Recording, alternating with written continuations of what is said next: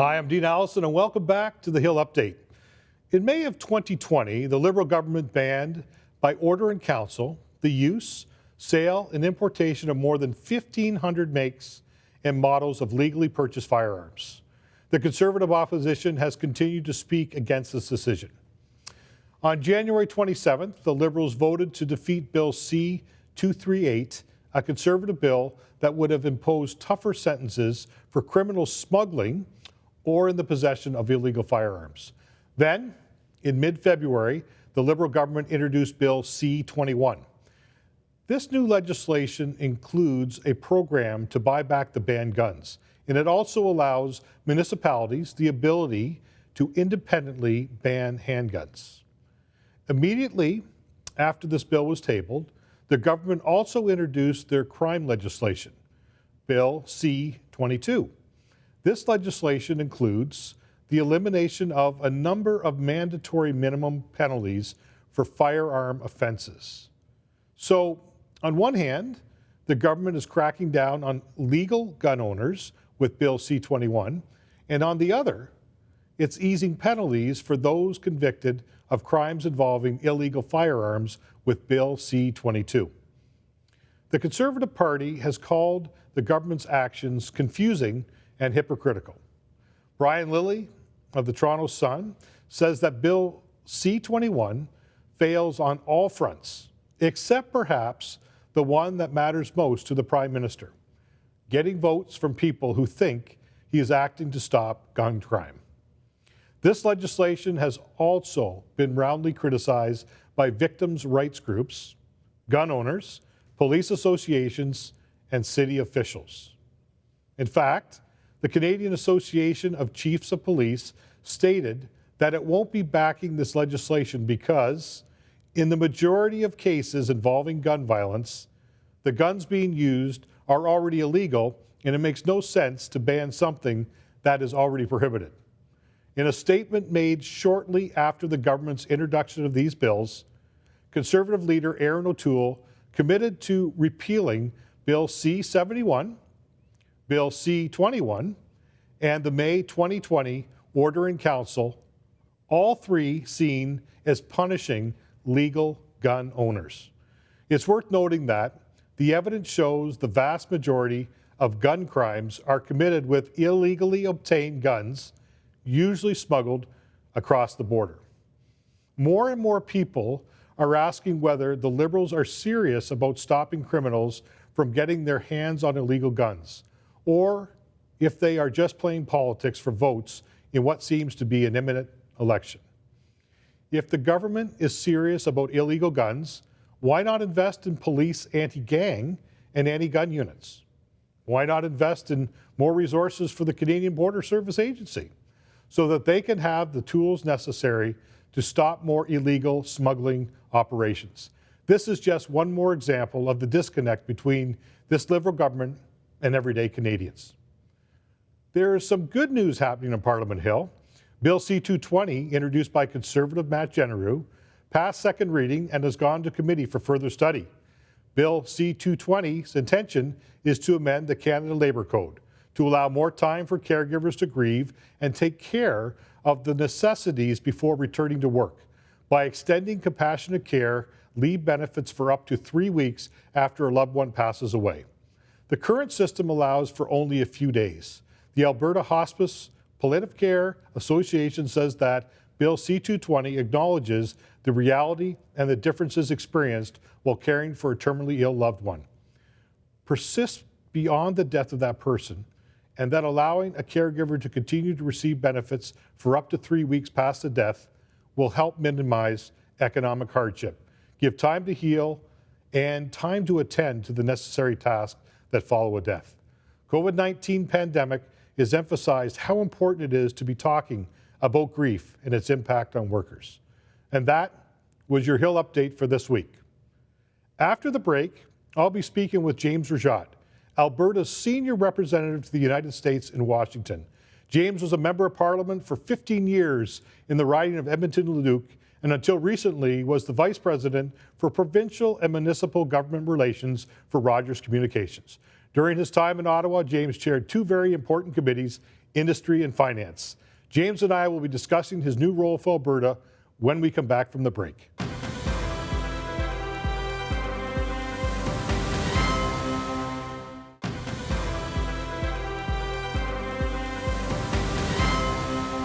Welcome back to the Hill Update. Joining me on the show today is James Rajotte.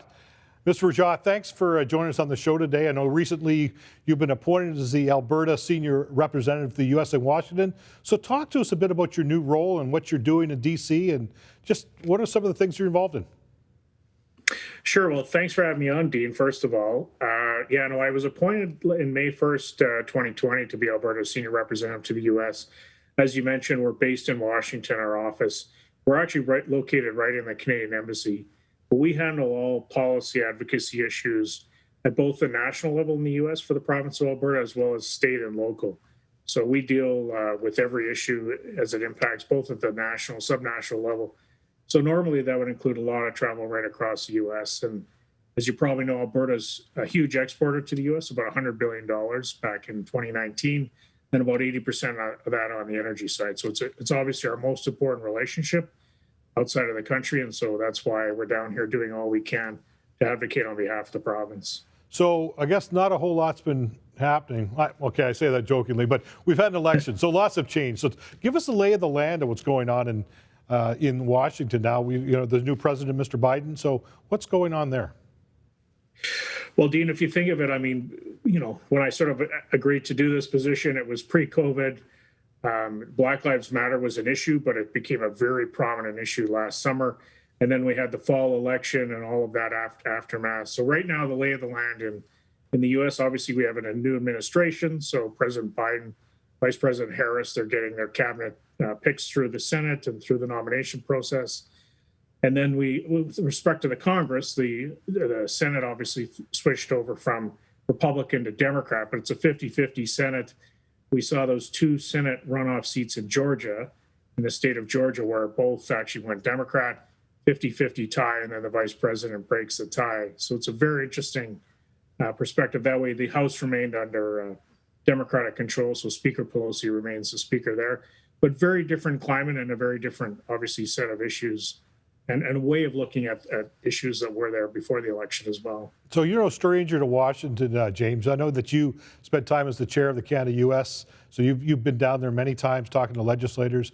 You yourself have been a legislator over the years. So what type of priorities are you guys taking to the new administration? You mentioned the fact that cabinet's not even really been picked yet. So talk to us about some of the priorities of Alberta. Well, the priorities, I mean, obviously with 80% of our export being on the energy side, Alberta actually provides about half of the crude oil that's imported by the United States every year. We're the biggest supplier of natural gas to the U.S. So energy is very large, but obviously agriculture, petrochemicals, manufactured goods are important as well. So we're looking at energy infrastructure, energy policy, climate policy is very important to us. But on the agriculture side, ensuring that goods move freely across the border, particularly during this COVID period, watching out for things like country of origin, labeling legislation. And then on the integrated, North American market, obviously trying to protect against things like Buy American, where our argument is we're so integrated as countries, Canada, US and Mexico, such that if there is a return to sort of supply chains by the US, that should look at it within a North American context. And from a Buy American point of view, we should be considered, have an exemption or be considered within a North American economic integrated market. Well, you raise a couple of great points there. First of all, 80% is energy. So I want to ask you quickly what's going on with regards to U.S. energy in terms of the thought process. And I know there's the elephant in the room, and we talk about Keystone and things like that. But just talk to us briefly how the U.S. is looking at our energy and what's going on as it relates to Alberta. Well, energy, and the U.S. has made a big change over the last decade. They've become large energy producer. They're the largest energy producer in the world now. So in terms of energy independence, they certainly achieved that, we would say, within a North American context. They're our largest importer as a country in terms of energy. We are their largest exporter as a country in terms of energy. So it's very much an interdependent relationship. Obviously, you mentioned Keystone XL. Obviously, we're extremely disappointed in the decision that the administration took. We were hoping that we would be able to sit down with them as Alberta, as Team Canada, to really argue the merits of the project. It was a project that had agreement with 4 labor unions, had an agreement with 5 First Nations on the Canadian side, was working to get agreement with First Nations on the US side. And it was a pipeline that was going to be powered 100% by renewable energy. So this was a new project. It was a project that was 10% complete, had crossed the Canada-US border. So we're very disappointed. We think that was a missed opportunity in terms of using this really as a significant step forward for pipeline and energy infrastructure. But Dean, we're looking at other pipelines, Line 5, which is in your region, Line 3, which is largely in Minnesota. James, we come back. Let's talk about Line 5 then.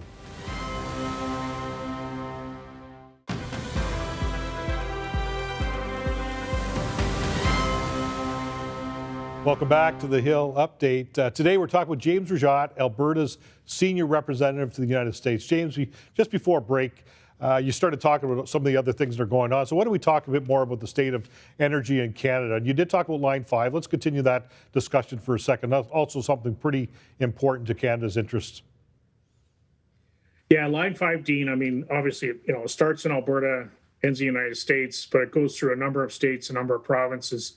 And it is important overall to the two countries and to those regions. I mean, if you look at it, it obviously goes through Alberta, Saskatchewan, comes down into the U.S. through various states, serves a lot of the markets in, say, the state of Ohio. Michigan is very primary to the state of Michigan. And then it serves areas in Sarnia, in Quebec. So a lot of the refineries there, which provide products for organizations like Pearson Airport, the Detroit Airport. I think about half of the product for northern Michigan in terms of home heating fuel, I think, is derived from that pipeline. It's liquids, natural gas, and propane. So the amount that those economies in that region are dependent on this pipeline is massive. And there's the governor and the attorney general have sought to actually get the pipeline shut down. Now, the company in question, Enbridge, actually has a proposal to put a tunnel and to put the pipeline within that. But there is a gap between if the pipeline is shut down now and that tunnel being built. Unfortunately, there would be a gap there. So the Canadian government, all 4 provinces, other states are working very hard to keep that pipeline open because of the impact it could have on the economies, particularly in your region. You know, one of the other things I think people fail to understand when we talk about Alberta's energy, whether it's the oil sands, the natural gas, LNG, all those kinds of things, it has quite an impact on the rest of the manufacturing sector in other parts of Canada in terms of what they supply to the actual energy sector in Alberta. Do you want to comment on that a little bit? That's exactly right. Energy is so integrated now between the various regions, between the two countries, between various provinces and states. I mean, the pipeline goes through and then the product is pulled off at various points of the pipeline. And it serves so many different areas, whether we talk about travel with respect to airports, whether we talk to consumers heating their homes, or whether you talk to the manufacturing sector, which is crucial, obviously, to that region, to your province, and those states in terms of powering their enterprises. And that is essential. And that's why Premier Ford, Premier Kenney, Premier Legault, and Premier Moe have all advocated on this, and the Canadian government as well. And it's obviously a top priority for us to ensure that that line continues forward. Absolutely. You talked about in one of your previous comments about energy security. I know when you and I were sitting under the Harper government, one of the things we talked about quite a bit was energy security, not just for Canada, but for North America in general. Would you care to talk about that a bit more and how important a role Alberta plays in that energy security for our whole North American sector and Canada in particular?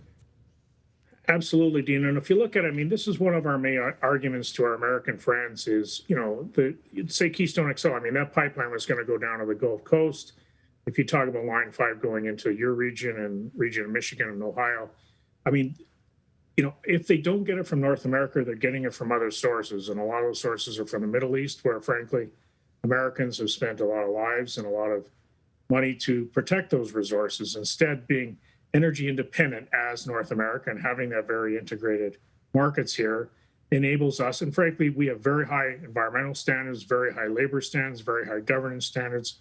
So the fact that we can be energy independent, be secure within a North American market, rely on that as a source of essential thing for livelihoods for our industries is absolutely essential going forward. So that's one of our messages south of the border is if your choice is between Canada, Saudi Arabia, or Venezuela, that should be a very easy choice for them. And frankly, as Canadians, we say when we see ships coming down the St. Lawrence from, say, Saudi Arabia, a lot of folks in my part of the country in Alberta say, why not actually have Alberta natural resources go there rather than resources from other countries? Absolutely. Now, we only got about 35 seconds left.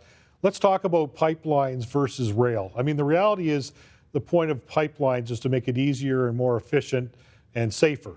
We got about 30 seconds left. Just talk about the benefits of pipelines versus doing this on the rail. Well, you can move a lot more product.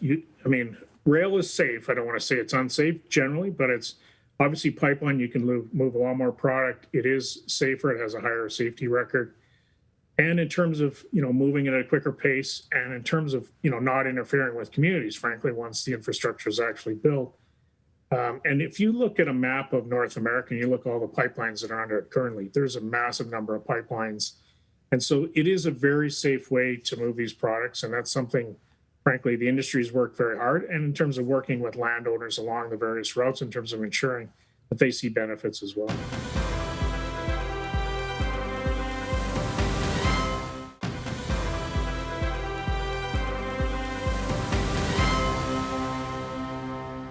Welcome back. We've got James Rajotte, who's the senior representative for the Alberta government in Washington. We've to talk about energy today, and let's keep talking about that. James, I know that the environment, that always comes up as an issue. I think we do a great job. I think maybe we could do a better job telling our story. Why don't you talk to us a bit about the environmental impact and what Alberta's doing, carbon capture, technology. Listen, why don't you just give us a bunch of points that we may not be aware of in Alberta? Sure, happy to do so, Dean. And in fact, you're right. If you look at, ESG is sort of the common framework today, environment, social governance. This is how companies are ranked and how countries are ranked, especially from a natural resource perspective. And generally, Canada ranks third behind Norway and Denmark with respect to our natural resource and our energy industries. We should be very proud of that. We should obviously reach for number one, but we should recognize that, be very proud of that. And we need to, though, explain that, and we need to make sure that people are aware of that. So if you ask from an environmental perspective, and with the Biden administration, the new administration in Washington, they're very focused on climate and climate change. Everything they do in every area has a climate perspective to it. So in terms of what Alberta has done, we've had a carbon price being in Alberta since 2007. For large emitters, we've had that in place since 2007. Those funds, if they don't reach their targets, they pay $40 per ton. Pay that into a technology fund. That technology fund then funds innovations in other areas to lower emissions. How do they lower emissions? By investing in technologies like carbon capture, utilization, and storage. So we have the Alberta Carbon Trunk Line. I believe my understanding is the largest carbon pipeline in North America, if not the world. And this captures carbon. It uses it for enhanced oil recovery, but it's also looking at using it to make products that are actually usable, like in road construction. And my understanding is Capital Power, one of the companies out of Alberta, actually makes vodka out of the carbon they capture from some of their facilities. So that's something you should certainly try with your colleagues on Parliament Hill. The other thing we have methane emissions regulations in place, the agreement between Alberta and the federal government. That's something we promote south of the border. Its goal is to reduce methane emissions by 2025 by 45% from 2014 levels. We have COSIA. What is COSIA? It's an industry partnership, Dean, with the energy companies who come together and say, let's share technology, research, innovations. So if one company discovers something, they share it with the rest. So they lower emissions overall. Emissions overall have come down 20% per barrel since 2011, the oil sands. That's something they're obviously working much more aggressively on. And it's one of the things we compare with our US colleagues. In the US, they have what's called a Q45 tax credit, which incentivizes carbon capture and storage and more interest in this area, more incentives for this area. And that's something we should certainly look at in Canada. One of the things we're talking, frankly, to the federal government about right now between Alberta and Canada. And these are things we promote south of the border. The well reclamation program that we have in place, we promote that as well. And also, separate from the environment but related is Indigenous participation in the energy sector. I think one company, Suncor, does more business with Indigenous groups and with Indigenous businesses than the entire government of Canada does on an annual basis. And we have the Alberta Indigenous Opportunities Corporation that was set up here in Alberta to incentivize and to ensure that they are full participants in the energy sector. That's something that I talk about south of the border, and about how that can be an example for an institution that they could set up to ensure that Indigenous peoples are full partners in the natural resource economy. James, 30 seconds left. Foreign oil versus Canadian oil in terms of emissions. Well, we would obviously say Canadian oil. Like we said, we're rated number 3 in the world. And if that's your choice, and obviously from all the things you mentioned, energy security, energy interdependence, energy affordability for our continent, that's my message down south. That's my message north of the border as well. And we'll continue to make sure those arguments are made. James, thank you so much. All the best in your new role as you continue to work with the new administration. Your work is certainly cut out for you. I wish you all the best. Thanks very much, Dean. I really enjoyed this. Thank you. We heard today from James Rajotte talking about the importance of energy sustainability and making sure that we take care of ourselves when it comes to energy that we develop here in North America, and more specifically in Alberta. We see and hear what a great job that they are doing when it comes to the environment, but also what it does in terms of jobs in the economy. And so I think we need to make sure that we are sustainable here, not just in Canada, but in North America. So until next time, thank you for joining me on the Hill Update. I'm Dean Allison.